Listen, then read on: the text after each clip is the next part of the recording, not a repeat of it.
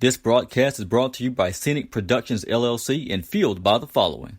Flicker's Tax Service. With tax season just around the corner, visit Flicker's Tax Service in Taylorsville, Mississippi, providing expert knowledge on all returns from 1040EZs to corporations as well as payroll. Flicker's Tax Service. Call 601-785-6900. Southeastern Baptist College, empowering students to reach their spiritual, academic, and athletic potential. Discover the difference at your hometown college. Southeastern Baptist College, equipping the saints.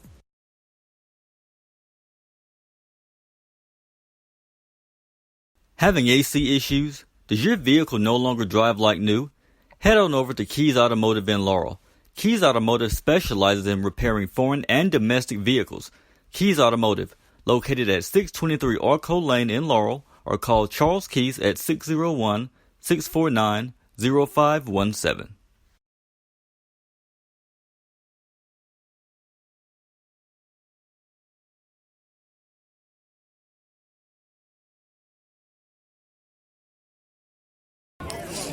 And welcome back to the broadcast.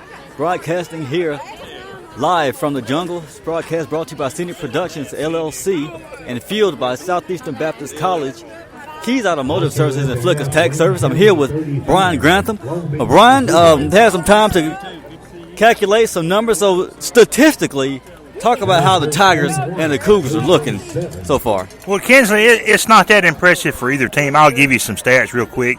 Northeast Jones, 84 rushing yards. Newton County, 125. For Northeast Jones, 10 passing yards, 21 for Newton County. The first downs, Northeast Jones had 5, Newton County had 3. Third downs, Northeast Jones 1 for 6 and 1 for 2 for Newton County. 30 yards and penalties for Northeast Jones, 15 for Newton County. But, Newton County and Northeast Jones, I think it'll be a better second half than it was the first half. Both of these teams have filled each other out. I'm looking for an exciting first half, even though these stats do not look impressive. You're right about that. It's kind of it's not really pretty, but I really think in the second half, the Tigers, they've had a chance to regroup and halftime. Hopefully, they've gotten a new scheme put together, and they've got some things put together to really turn this ball game around. So the Jason Garcia just kicked off to the Cougars. It was fielding and it was the return is going to be taken down or dragged back to the 30-yard line, and that's where they'll start first and 10. And Jackson Flint coming up with a huge tackle on the return man. So the Cougars are going to set up shop first and 10 from their own 30. So Brian, the Tigers in the first half, the defense was playing phenomenally, lights out until close to the end of the first half, where they allowed some big gains by the Cougar offense. So, are you looking for them to pick up where they left off before they dropped off, allowing the big plays? Yeah, I am, but Northeast Jones just got to play better defense. That's just all there is to it. You can't allow big plays like they had in the first half. You got to eliminate that. You got to make them drive. Right, exactly. You can't allow the big plays. So early on, looks like is that a penalty? On Newton County, offside. So offside going to place the ball at their own 30-yard line. It'll be first and 15. Cougars come out with a two-receiver set to the left of the line. Running back to the left of the quarterback.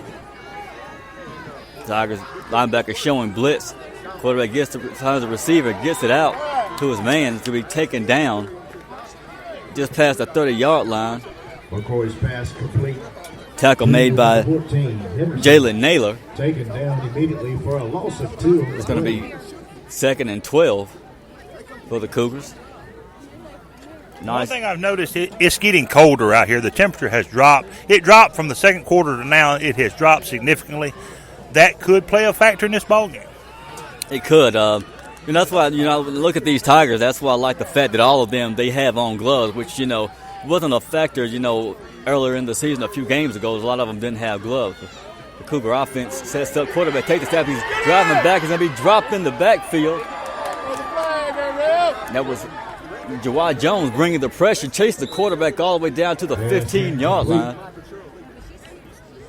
And he threw the quarterback, threw the ball away, preventing the the loss of a tremendous amount of yardage. McCoy throws the ball out of bounds, brings up 3rd down and 12. It's going to be 3rd and 12 for the Cougars. And, man, you got a model speed of Jawad Jones. He came off that end. He made that quarterback just, luckily the quarterback thought to, throw the ball away besides taking the sack. It's 44 degrees out here now. It was 50 when the game started. But there was nobody open on that play, and I don't think that was intentional grounding because he did try to throw it to the guy here on the bottom side. So no call there was a correct call. Offense lines up, quarterback with the snap, drops back, pump faking, looking deep, has great coverage, and it was Jalen Naylor providing the coverage for the Tigers. I mean, he was on that receiver's hip the whole time. That will bring up 4th down. Really would have been anybody's ball had the ball not been overthrown so tremendously. That's going to bring up 4th down, and Cougars are going to bring on their punt unit, and Jalen Hutz is going to come on to return. Going to go down to about the 45-yard line and roll back to about the 37-yard line. The Tigers will start 1st and 10, not too deep in their own territory. So, pretty good field position at the 37-yard line. The Tigers just need to run. There's plenty of time left. Run the football, get vertical, move the football like you did on that last drive for the half, and get some more points. Exactly. Just they have to, like you said, Brian. They have to do whatever they did on that last drive before half to get in the end zone. So keep running the ball, keep pounding the ball, go vertical, not horizontal. Go towards the end zone. Come out with 3 receivers, going to fake the handoffs to Duxford, going to keep it up the middle. Wow, Mason Smith just bowls over a linebacker, just going to get into just past midfield. Wow, you got a model speed and power of Mason Smith. It's just a read option. You fake it inside, you take off up the middle, 15-yard play, right up the middle. What did I say? What did you say? Get vertical, and that's what he did. Exactly. That's kind of the type of play that was working in the first half. He faked the handoff to Duxworth and to keep it himself. So this time he's going to keep the Duxworth right up the middle. And Duxworth, going to pick up a great amount of yardage up the middle, more than enough for a 1st down. He's going to get the ball down to about the 37-yard line. That's just more of the read option. The first time he kept it, this time he gave it to the running back. He got the same amount of yardage. And I think the Tigers have actually figured out what's going to work. So same type of play is going to, this time, Duxworth keep it. Going to get it out to the 35-yard line. It'll be 3rd down. Takes the ball down to the Newton County 35. Gain of near 2. They're not running the ball to the top side. They're not running to the bottom side. They're just going straight up the middle. That's it. You do what works until they stop it. They're going to come out with 3 receivers set. Smith with the snap, going to take it around the right side, trying to dodge some defenders, but like he may have lost a couple on that play. He tried to take it around the right side to beat the pursuit, but it's not going to pick up much yardage. He doesn't have a lot of speed. They did try to run that play to the top side, and it just didn't gain anything. He's not fast enough to do that, and he lost 3 yards.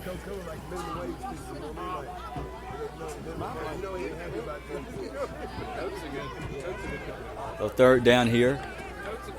3 receivers set, 2 to the left, 1 to the right. Lowry as the flanker. Mason hands off to Duxworth. Duxworth trying to spin his way around is going to get it down to the 35-yard line. He's going to bring up 4th down and 8.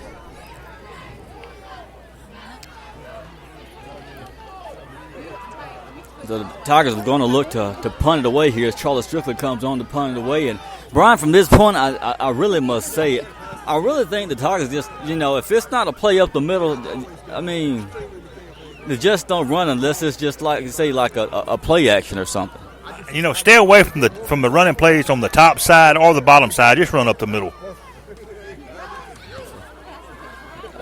Nice high kick by Charlie Strickland is going to take a roll down to about the 12-yard line. So long way to go for the Cougars.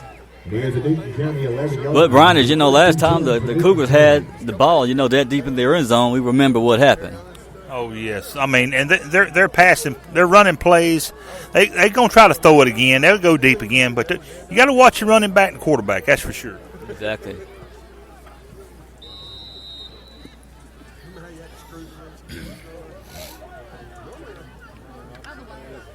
The Cougar offense is gonna come out with a 2 receiver set. Receivers lined up to the left.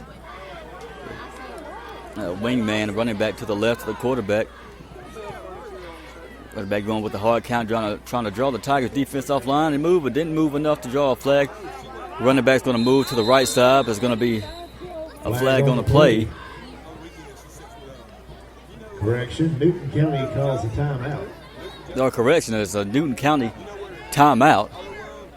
So while they step away from the midfield, we're going to step away for a moment to hear a word from our sponsors. This broadcast is brought to you by Scenic Productions, LLC, and fueled by the following. Flicker's Tax Service. With tax season just around the corner, visit Flicker's Tax Service in Taylorsville, Mississippi, providing expert knowledge on all returns from 1040 EZs to corporations as well as payroll. Flicker's Tax Service. Call 601-785-6900. Southeastern Baptist College, empowering students to reach their spiritual, academic, and athletic potential. Discover the difference at your hometown college. Southeastern Baptist College, equipping the saints. And welcome back to the broadcast. The Newton County Cougars, they break off a long touchdown run down the sideline. This looks like it's going to be about an 80-yard touchdown run. Not really sure what happened on that play. Brian, what did you see happen? I just seen him bounce off tacklers, and he took it off to the bottom side, and he went up the Northeast Jones sideline 80 yards for a touchdown. That running back is big. He's hard to bring down anyway. So it's not surprising that he's bouncing off tacklers like that. But he's got some speed to be as big as he is. He took it up Northeast Jones sideline all the way. Needing those defenders, I mean, they're going to have to do a better job of wrapping up. I mean, I know it's cold out here, but the way that, the runners just bouncing off the defenders, it's like it's not even being wrapped up. That's the second time they've run a play to the bottom side, to this side, for a touchdown. So the Cougars are on for the extra point attempt. And the PAT is good. Kick is going to be good. So with 8:09 remaining in the third quarter, Newton County 21, Northeast Jones 7.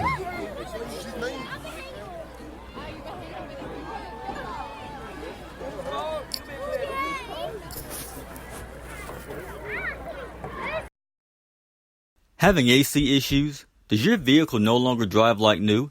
Head on over to Keys Automotive in Laurel. Keys Automotive specializes in repairing foreign and domestic vehicles. Keys Automotive, located at 623 Arco Lane in Laurel, or call Charles Keys at 601-649-0517. Hey, this is Jawad Jones, defensive end for the Northeast Jones Tigers. Thank you for listening to the broadcast brought to you by Scenic Productions, LLC.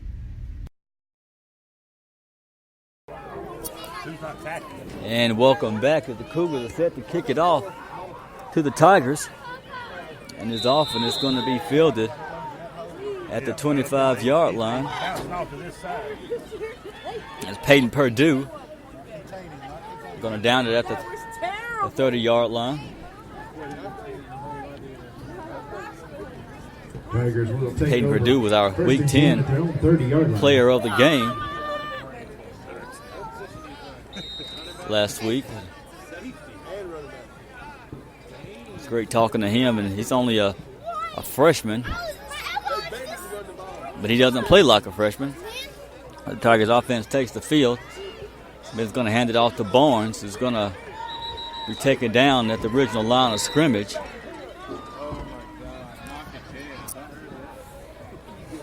Gain of 1 on the play brings up second down and 9. Actually picks up a yard, is going to make it 2nd and 9.